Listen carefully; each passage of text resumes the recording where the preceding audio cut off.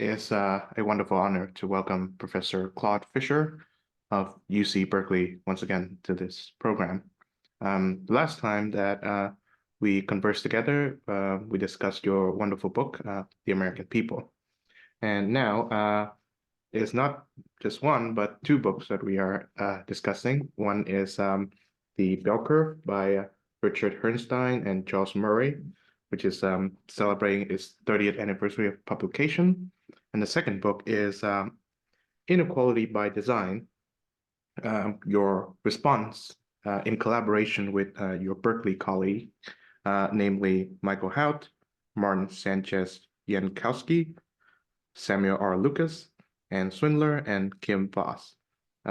You've collaborated in response and rebuttal to the arguments made by Murray and Herrnstein in the Bell Curve. So both books will be in discussion during this hour. So I hope we can fit that all in. Welcome, Claude, to the show once again. How are you? I'm fine, thank you. I'm going to make one correction. The other book was Made in America. Oh, yes. No problem. I enjoyed our conversation about it. I'm ready to speak about this. I had not noticed that we reached the 30th anniversary of the Bell Curve until I saw your column about that. And it certainly was quite an event here in the US and mobilized us to provide a response. And I'm very happy to talk with you about that today. That's wonderful. And again, thank you very much for both reading and for providing helpful feedback to my short essay. So let's begin with the title of the book that you and your Berkeley colleagues collaborated on, Inequality by Design. Now, from my standpoint, it seems that equality and lack thereof is a very important topic in American political discourse, which of all the countries that I can think of, America seems to be unique in putting that in the center. If you think of countries like India with their still remaining remnants of the caste system, or Britain with its pretty much rigid class system at this point, equality is not assumed to be the norm, but America stands out. So why is this the case?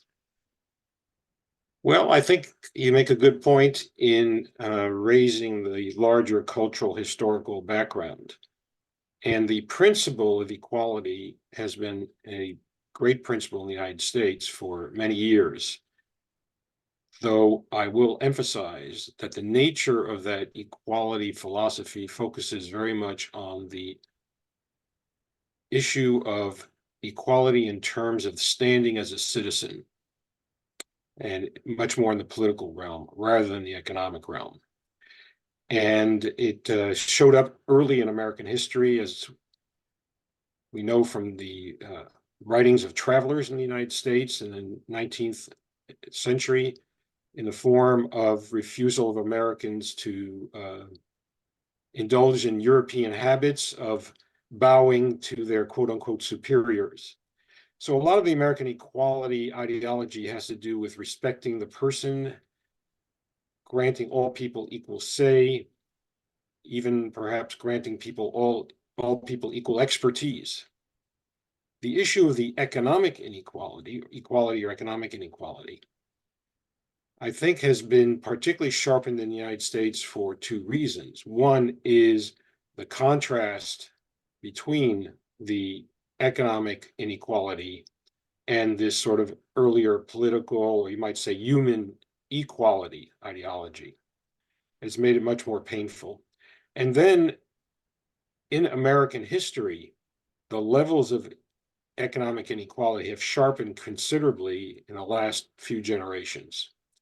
So that contrast between, on the one hand, the ideology of all men are created equal, and all men ought to be treated as equal, and all men have equal voice, and I say men because that was the original formulation, with some of these men have tremendously more money than these men, I think has sharpened, that sharp contrast has fueled at various times, not always, has fueled political controversy and discussion in the United States.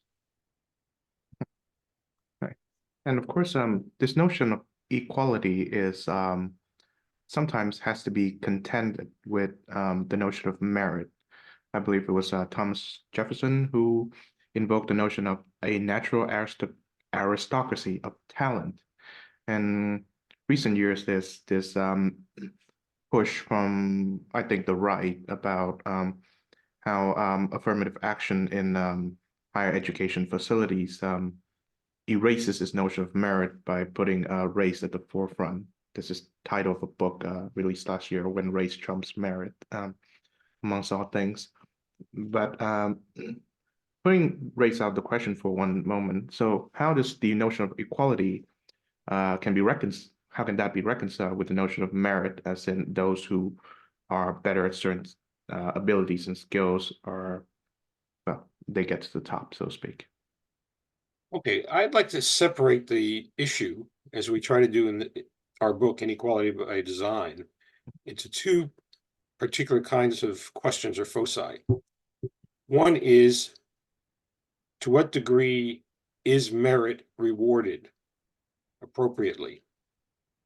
Whether that merit is the skill in being able to handle a computer program, or the merit is the ability to dunk a basketball, whatever the merit is. How do we assess merit? How do we reward merit? How do we do it in a way that feels fair and that is in accord with the fundamental principles of our society?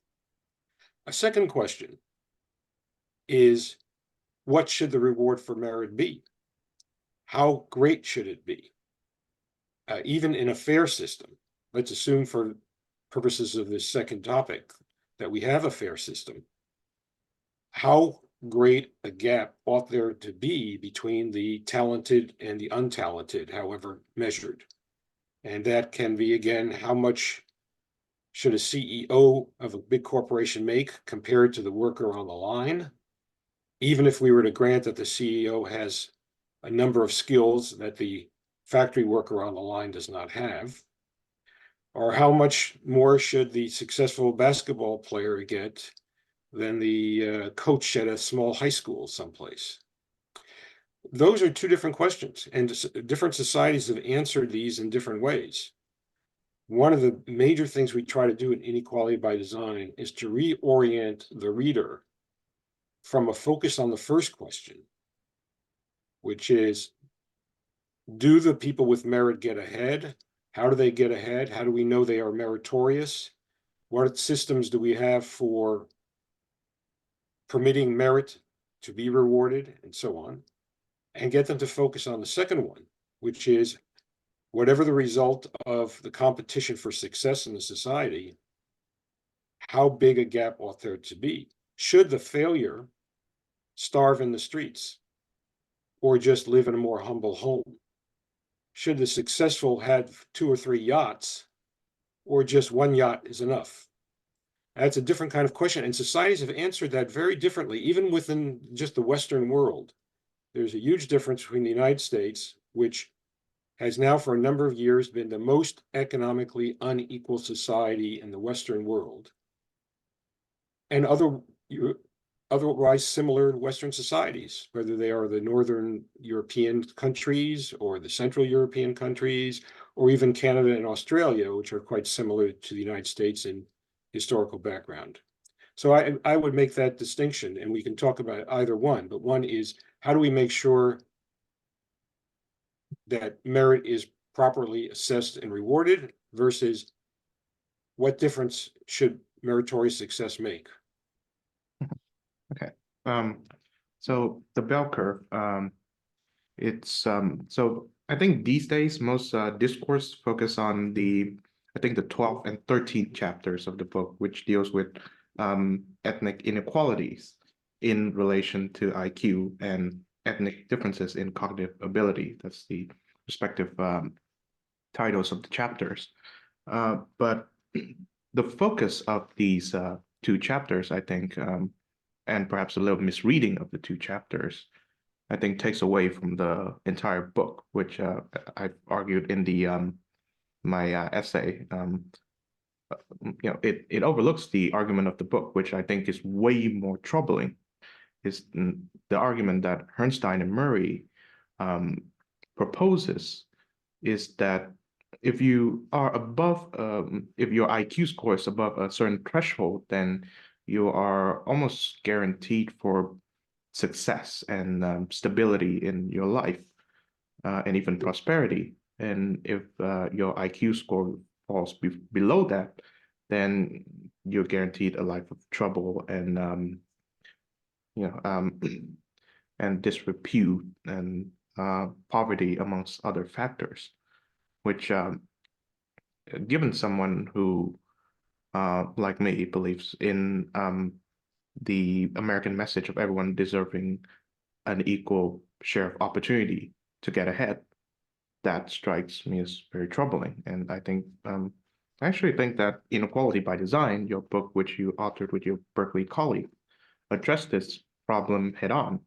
Now, the I guess what I still have questions for you is that so to what extent do you and your Berkeley colleagues disagree with the conclusion raised by Herrnstein and Murray in the bell curve?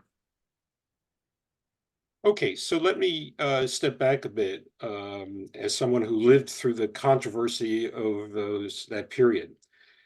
The chapters on race, ethnicity, and intelligence are the ones that brought the book its great notoriety. They were featured on the cover of magazines and the headlines of newspapers, and it was, in some sense, no accident that the publicity machine for the bell curve, and there was a very large publicity machine for it, worked on American anxieties about race and American obsessions about race to sell the book. And I think many people who bought it were shocked to discover, well, first of all, it's very technical, it has a lot of statistics and a lot of graphs and so forth, but also that wasn't really the basic message of the book. That was sort of the come on or sales pitch. Mhm.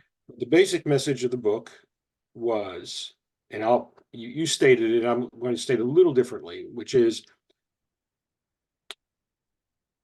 everybody's ultimate position in society is determined by intelligence, and intelligence is largely a fixed trait at birth, which determines one's course of life.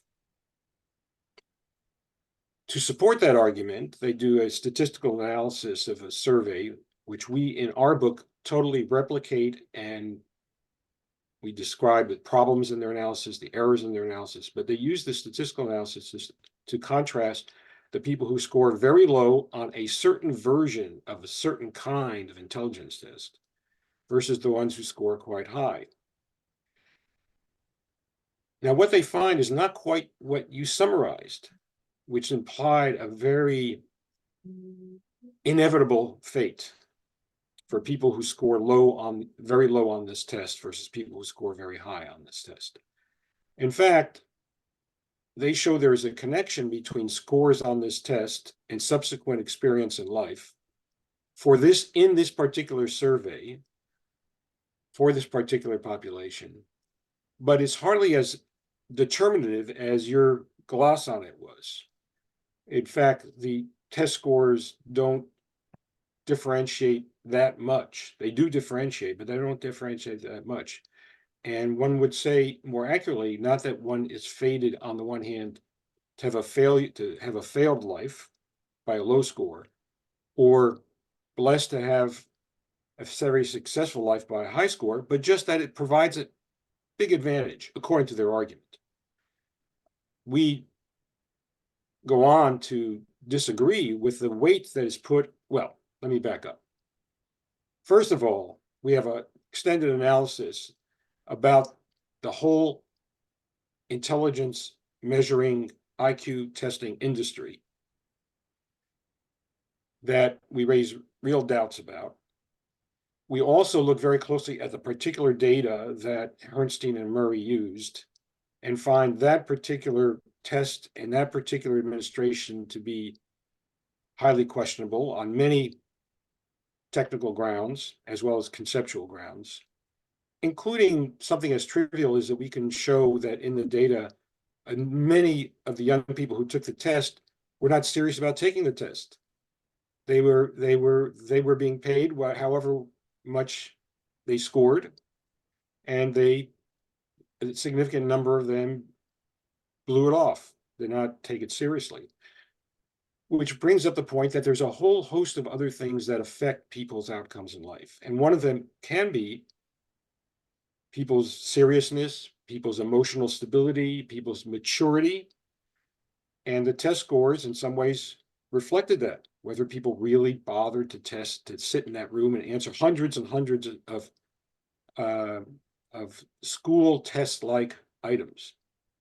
So at that level, we disagree with the estimation of how fateful indeed is intelligence, as well as whether this test measures intelligence.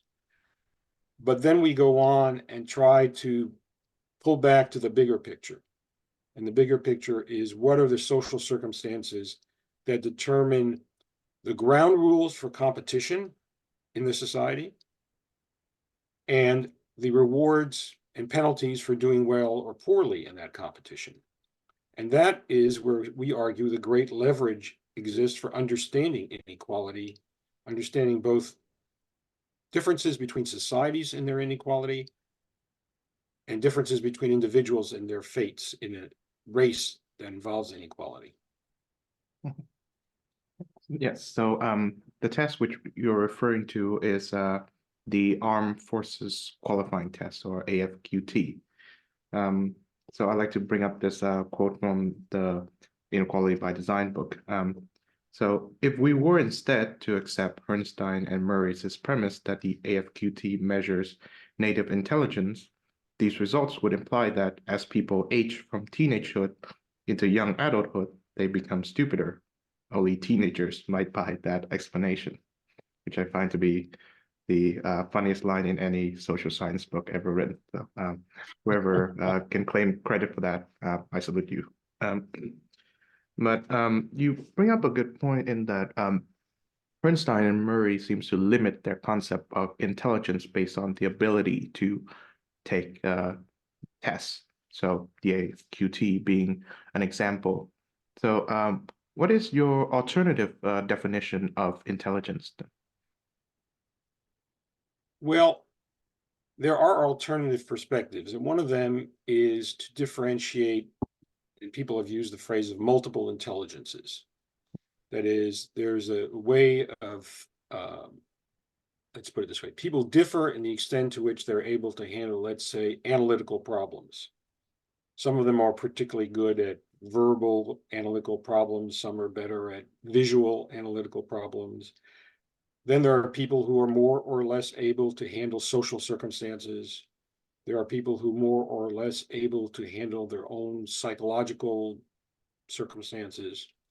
And if you want to be loose about it, you can call all those versions of intelligence, in the sense that they all involve a skill set that can help you in life, or the absence of which can really harm you in life.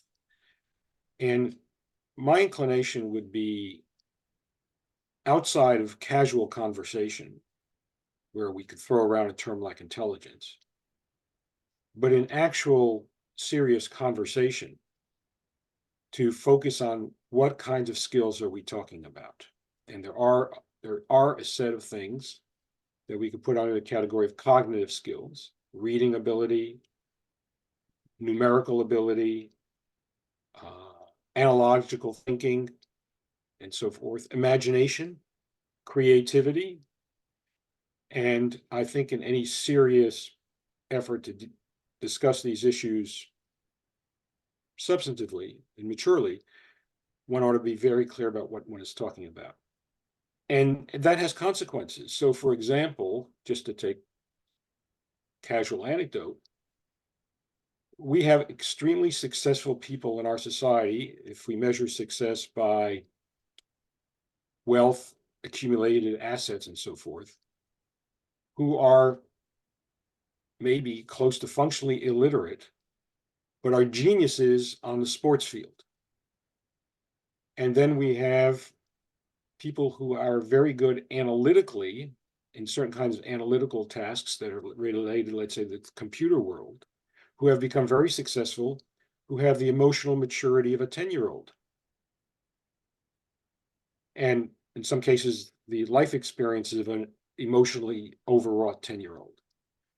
So I would prefer that we be specific about what kinds of achievements in what kinds of realms, requiring what kinds of skills, rather than the effort that has been made by the intelligence testing industry to argue that there is one central kind of intelligence, which they like to label with the symbol G, which then manifests itself across a huge range of human action and human behavior, and presumably operates in all kinds of societies and historical eras in the same way. I find that to be sociologically and historically fallacious thinking. Now, of course, I'd like to hear from your perspective as someone who lived through the 1990s, because from my reading of the texts that were published at that time, it was a racially charged decade. It was, I believe, it was either in 1991 or 1992 that Rodney King was beaten by policemen in California, and the policemen were acquitted, and riots soon erupted in Los Angeles. And the bell curve, which was published in 1994, seems to come at that time when the debate or the conversation about race in America seems, excuse me, supercharged, intensely heated. So an analogy can be formed between what the discourse was then and what the discourse is now in the 2010s. I should also like to say that only a year after the bell curve was published, there was this book by Dinesh D'Souza, who, like Charles Murray, was also affiliated with the AEI. He wrote this book called The End of Racism, which I think pushed the race debate into a heightened intensity that has never before been seen. So give us a sense of how race was discussed in that decade. Well, I would have to say that every decade in American history is racially charged.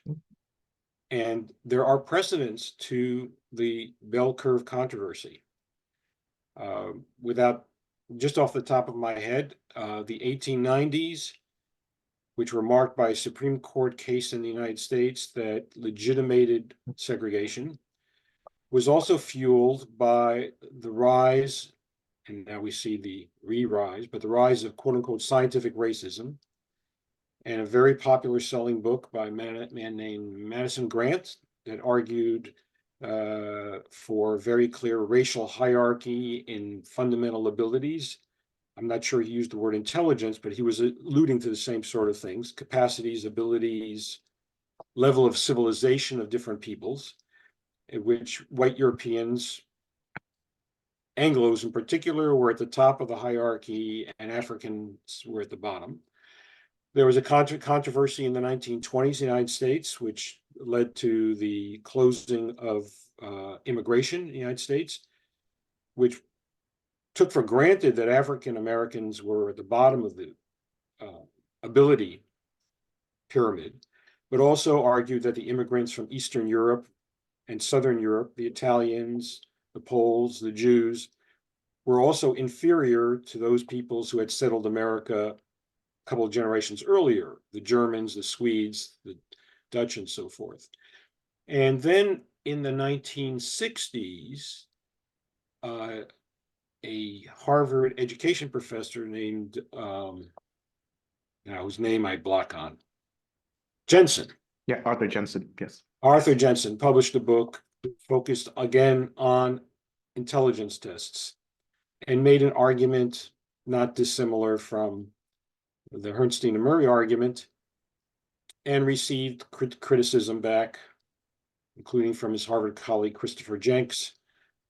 And so we had a whole stirring of that at that time. I just don't think it's hard to find a decade in which this is not a hot topic issue. And the decade of the 2010s, with a concern about police violence against African Americans, just stirred it all the more. Controversies about affirmative action, we can go back to that if you want to talk about that, have stirred it all the more. And so we are perennially in this situation, unfortunately. Okay. So how would you address chapters 12 to 13 of the bell curve, where the topic of average IQ differences in different racial/ethnic groups? Well, there are many ways to address it. So one is to simply say it's a distraction. If you were to establish, well, let's back up. If you do IQ tests, whatever IQ tests mean, and that's a whole other controversy, but let's take those tests, or you can do school grades, and you plot the scores of different ethnic groups in the United States, you will find that the bell curves, and you can construct the scores so that they become bell curves. That's another issue. You can make them look like bell curves. The distribution of the scores for African Americans, Latino Americans, Asian Americans, European Americans will be somewhat different. The middle of the bell curve, the average, the mode will be different for the different groups. But what's most striking is how much these curves overlap. That is to say, using somebody's race as a marker or predictor or substitute for quote unquote intelligence, that is using their racial identity as our mark of how they score on these tests, is very inefficient, because many African Americans score better than many white Americans. Many white Americans score better than many Asian Americans. So it's really from an analytical point of view, it's largely irrelevant. And I think Bernstein and Murray knew it was irrelevant, because the guts of their argument is how the idea of how the factor of intelligence affects achievement, and whether or not the groups differ in their average level is irrelevant to their general argument, the argument we've been discussing so far, that people's innate intelligence determines their fate in life. What that has to do with average differences between groups is irrelevant.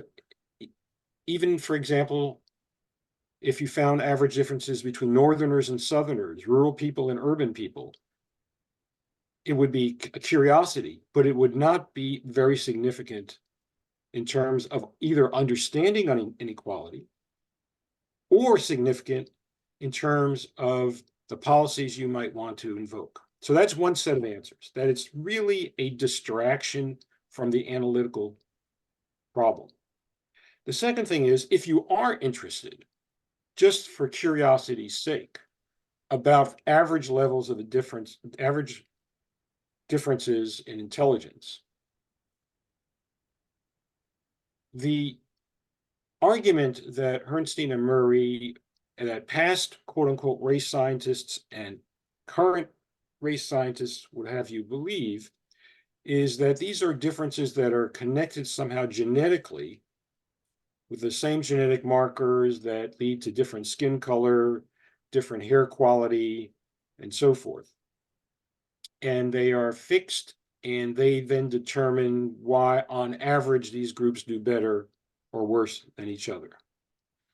We make the argument in Inequality by Design. We devote a chapter near the end of the book to this race and ethnicity argument, not because it makes logical sense for the larger issue we've talked about, but because it is of such popular concern. And the argument we make there is that if you look around the world and you look historically, the better way to understand group differences in life outcomes, average wealth, average income, educational achievement, and so forth, is not to say that inherent ability as measured by test scores leads to differences in life outcomes, average life outcomes for these groups, but that the treatment, social treatment of these groups leads to differences in test scores.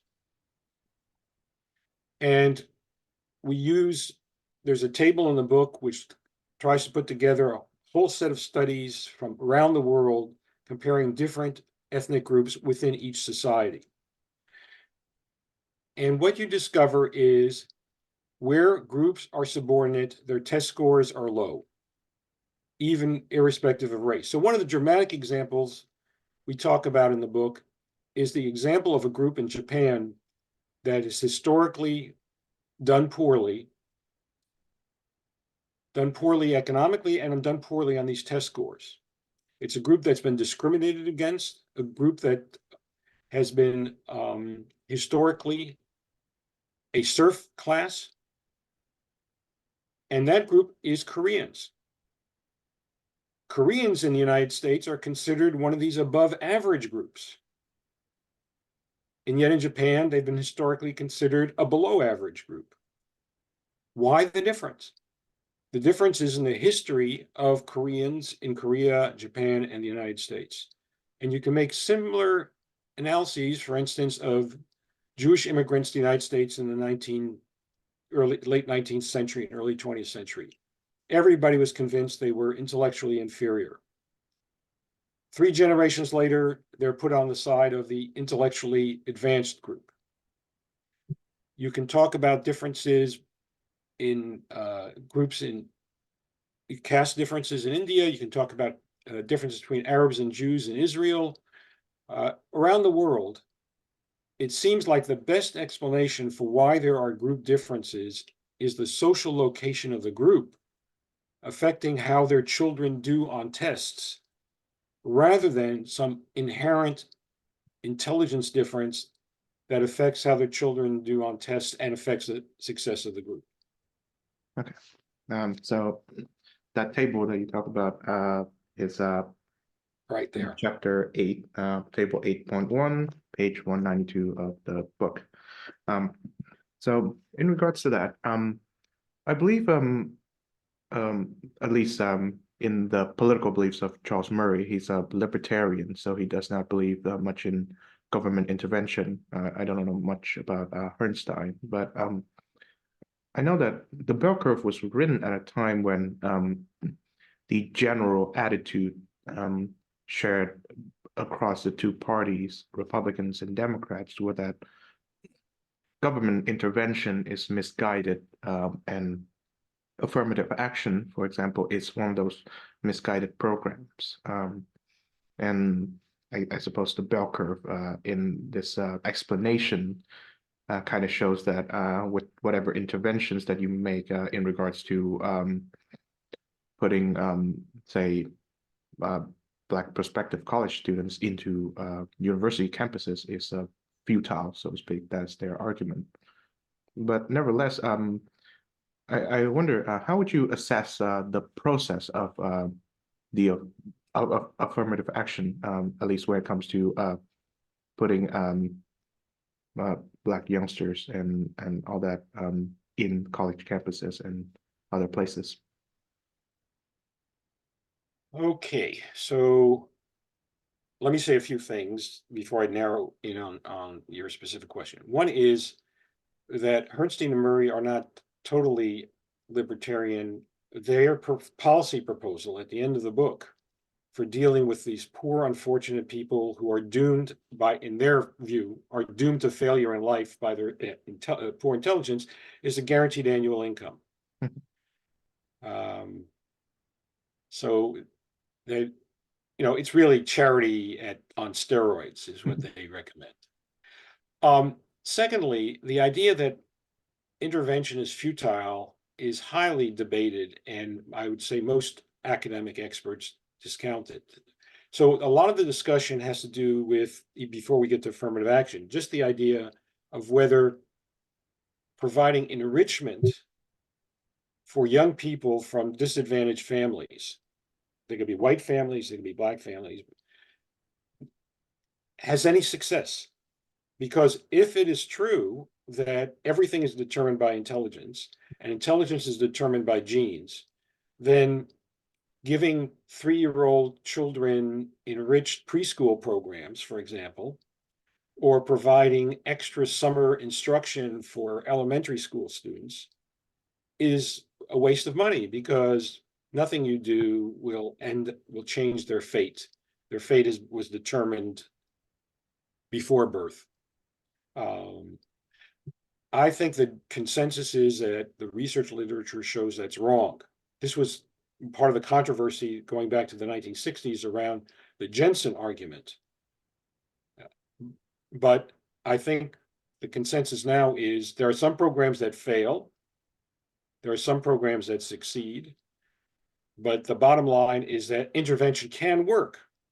And the question is, under what circumstances, with what kinds of support, with what kind of continuing follow-up.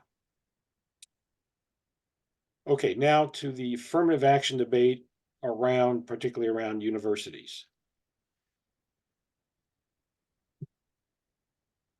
One could be skeptical of these programs in a variety of ways. One is that they largely apply to the elite institutions. In the United States, most college students go to colleges that are not selective to start with. And those that do go to colleges that are selective, most of them go to ones that are quite easy to get into. A lot of the controversy has to do with who's going to go to Harvard, Yale, Columbia, Berkeley, Chicago, and so forth. So it's a really limited debate sphere. It matters a lot to the readers of the New York Times, because those are the parents of children who are supposedly destined for those places. The argument was that even as late teens, youth from disadvantaged families can be helped if they are put in higher, more competitive universities.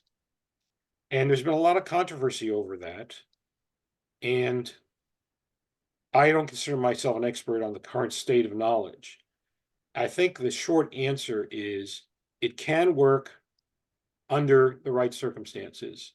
Finding the right circumstances is often quite difficult. The right circumstances are, for example, providing support to students from disadvantaged homes.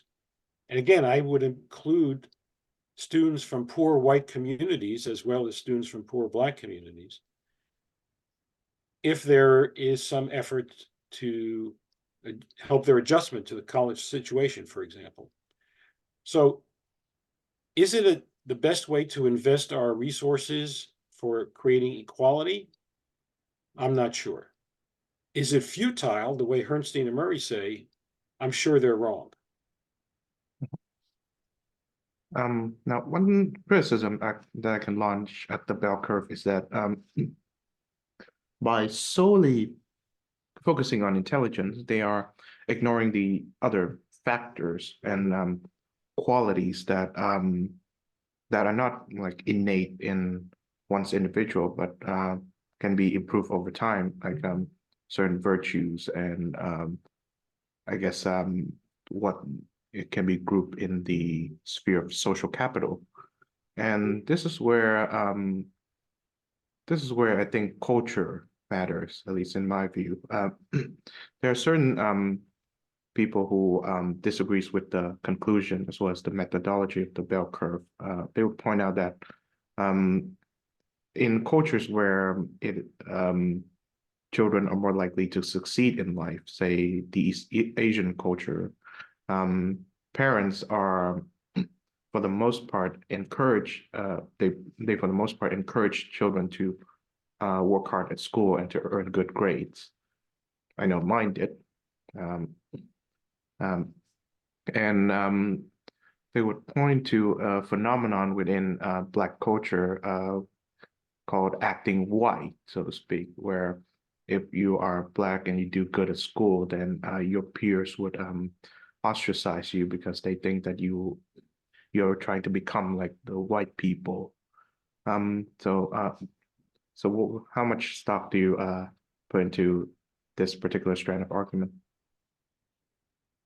Well, if opening up the Pandora's box of IQ and inequality is not enough, you've opened up another Pandora's box of culture and inequality. And the short answer is, if by culture you mean people's skills, social skills, people's understanding of life,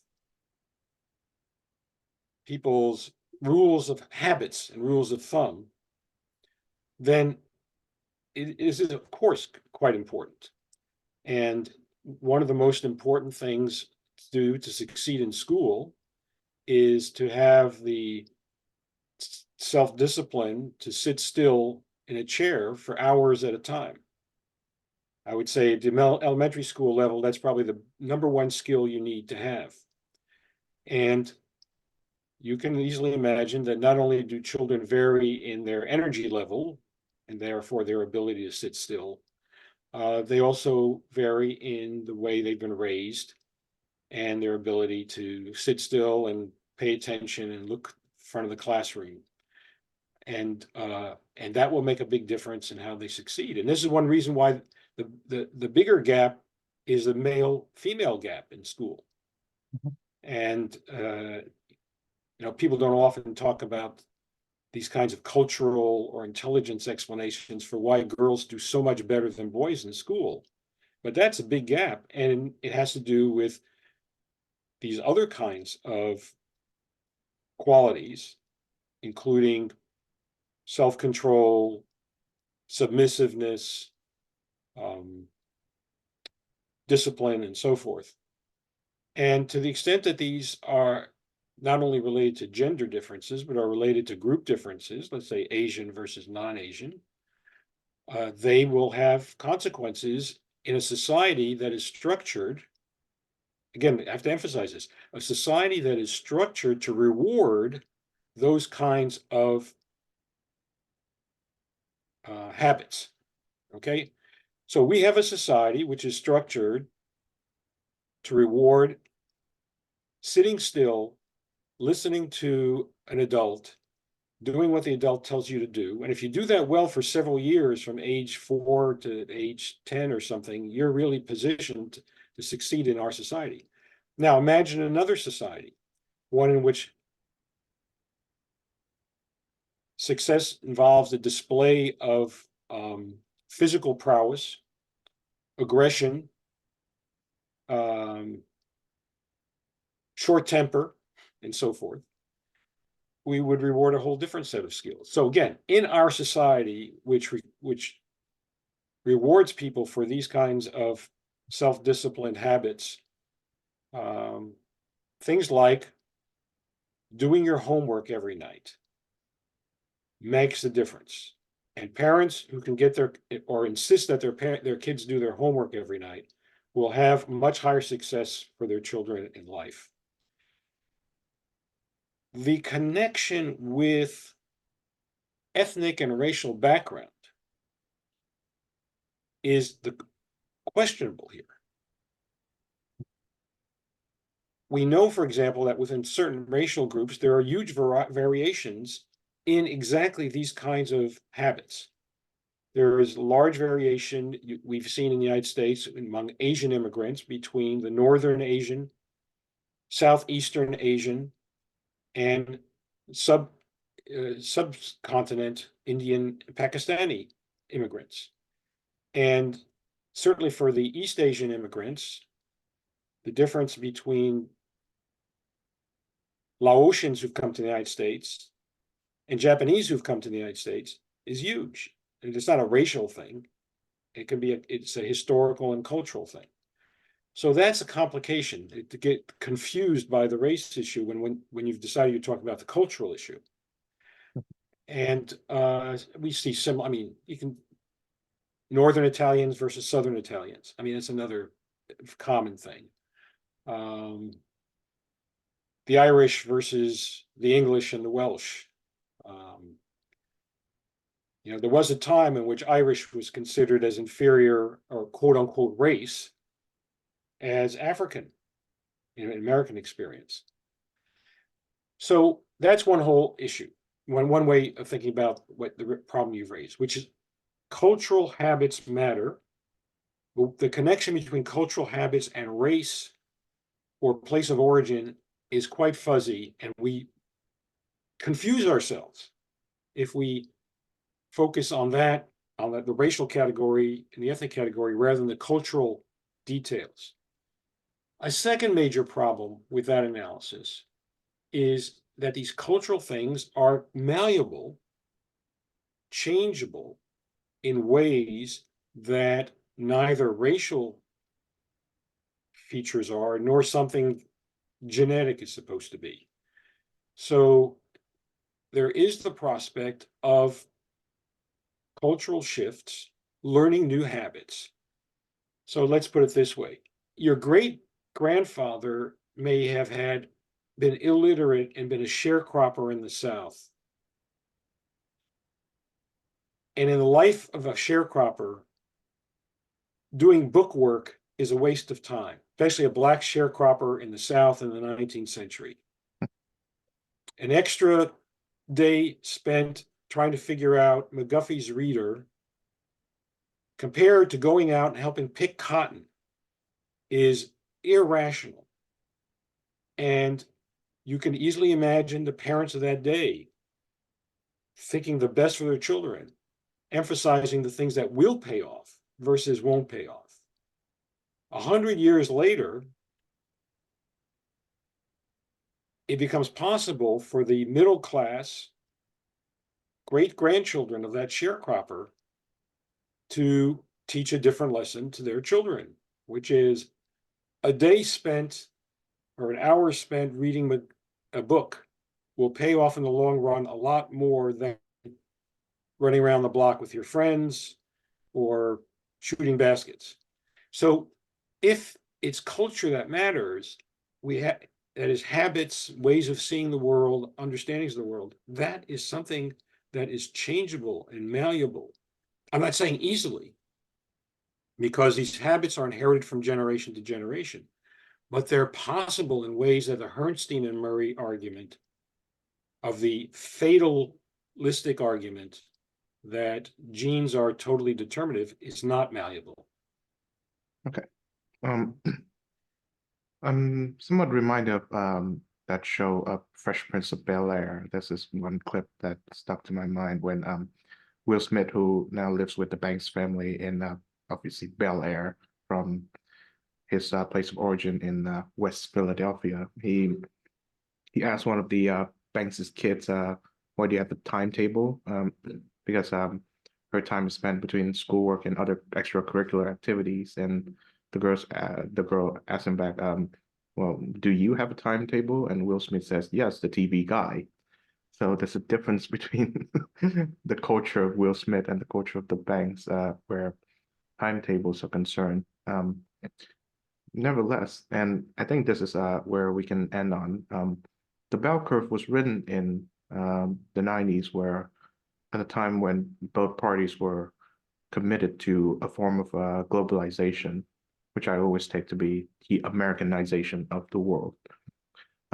The motivating ideology of globalization is what we now call neoliberalism, and it is becoming increasingly incumbent upon you and me that it has fostered a sense of inequality, not just in America, but all across the world, where what is expected for success in American society, I said cognitive intelligence being one of them, is now the same case across the world. So people like myself who are able to get ahead despite not having the same skill set or the same life experience as, say, a farmer or a industry worker.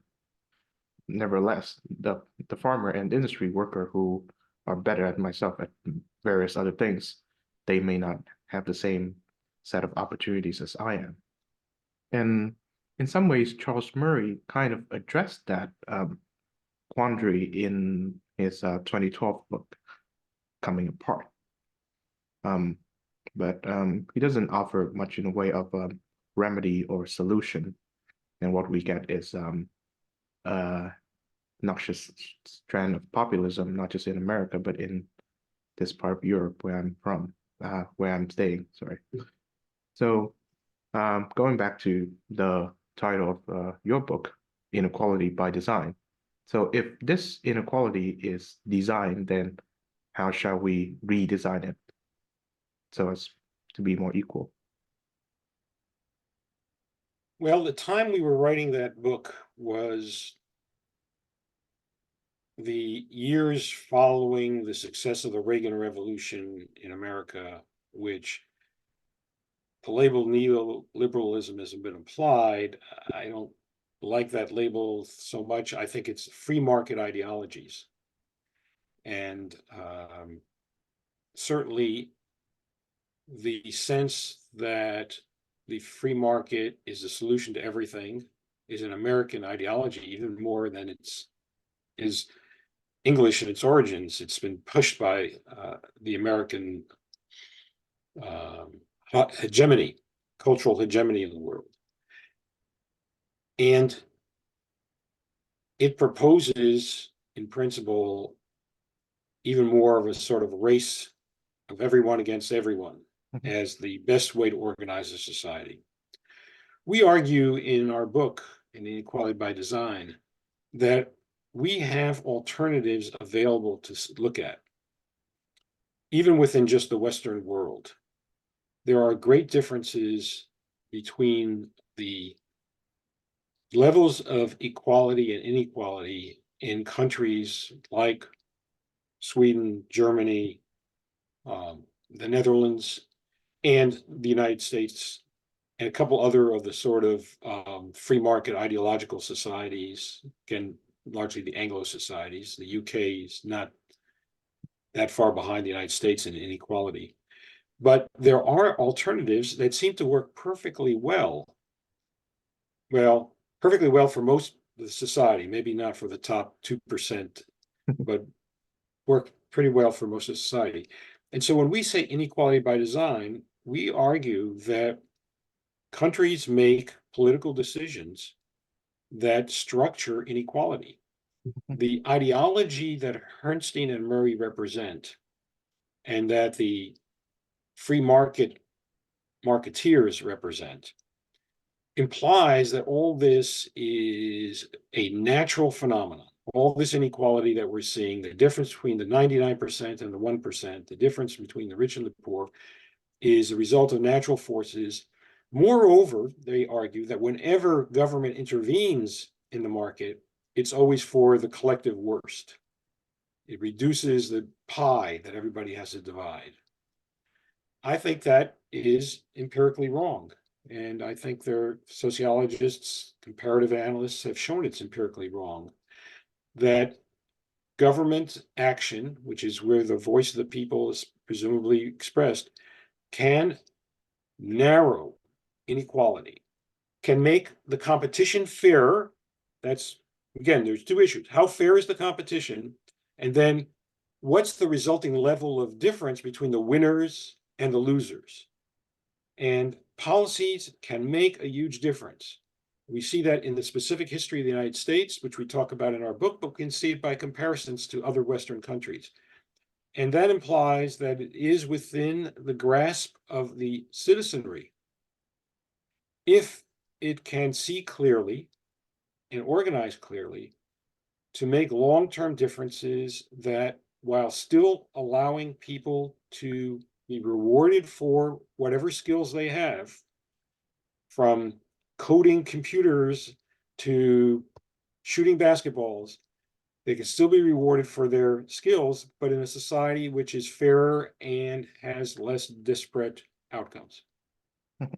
That's why we think this is by choice, by design. And the American level of inequality, which we address in the book, the extreme level, is not an accident of nature or an accident of history. It is the result of a set of political decisions over many generations. Yes. When I think of the I guess the libertarian free market ideals, although it was popular in the 70s and 80s, of course, but there was another era in the United States that it was very popular. It was, I think, in the 20s, with people like Herbert Spencer, for example, and the ideology is social Darwinism. I believe there's a great Richard Hofstadter book about that, social Darwinism in American life. And that idea is, I think, um, totally there's something pitiless and bloodless about that idea. It doesn't account for a sense of mercy or a sense of charity that I think inherent in all Americans. Yes, I think there's a number of contradictions in American culture, but one of them is the insistence on individual freedom and individual choice, and don't tread on me, and I can do whatever I want. The elaboration of which you see in libertarian philosophy. On the other hand, and the strong religiosity in the United States. And these are contradictions I think that many Americans need to face every Sunday morning. We close our book, as it turns out, with two passages from Scripture, with the argument that whatever the debates are about the data, the evidence, the social science involved, there's simply, at the end of the day, also the issue of human charity, which ought to, all else being equal, tip us in one direction versus another. Okay. I think on that wonderful note, thank you very much, Claude Fischer of UC Berkeley, for joining the show again. Thank you for inviting me.